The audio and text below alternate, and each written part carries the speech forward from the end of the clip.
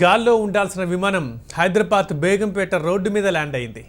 Air ఇండియాకు చెందిన కాలం చెల్లిన ఫ్లైట్ను దుండిగల్కు తరలిస్తుండగా విమాన బరువును బ్యాలెన్స్ చేయలేక క్రేన్ వంగిపోయింది. దీంతో ఫ్లైట్ కుప్పకూలింది. విమానాన్ని అక్కడి నుంచి తరలించేందుకు చర్యలు కొనసాగుతున్నాయి.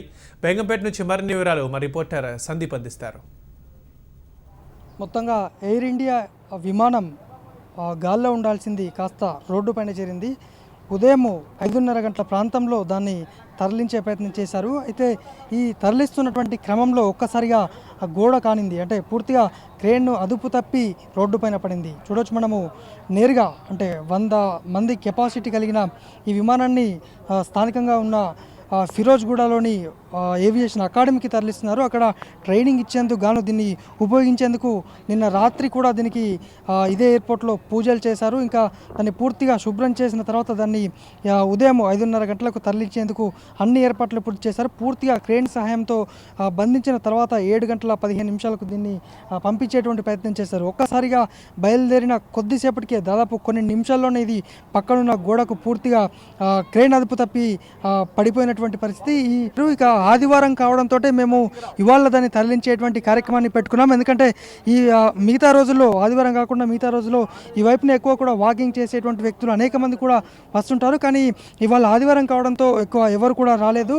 అలాగే వచ్చినటువంటి కొద్ది మంది కూడా ముందు జాగ్రత్తగానే ఈ వైపు రాకుండా ఉన్నటువంటి పరిస్థితి. ఈ నేపథ్యంలో ఎవరికి కూడా ఏం జరగలేదు. అయితే 10 ఏళ్ల క్రితము నుంచి ఈ ఫ్లైటు పురాతనమైన పాత ఫ్లైట్ ఇది. దీన్ని కేవలము శిక్షణ ఇచ్చేందుకు వివిధ కార్యక్రమాలకు వాడేందుకు మేము తీసుకున్నట్టు ఏవియేషన్ అధికారులు చెప్పడం జరిగింది. ఇక ఒకసారిగా ఫ్లైట్ పడిందన్న వార్తలతో మొత్తంగా ఈ ప్రాంతం అంతా కూడా జనాలతో నిండిపోయినటువంటి పరిస్థితి. ఇక ఈ బేగంపేట శివారు, అంటే వెనక వైపు ఉన్నటువంటి ఈ ప్రాంతం నుంచి బాలనగర్ వైపు కూడా పెద్ద ఎత్తున చూసేందుకు జనాలు ఆసక్తి కనబరిచారు.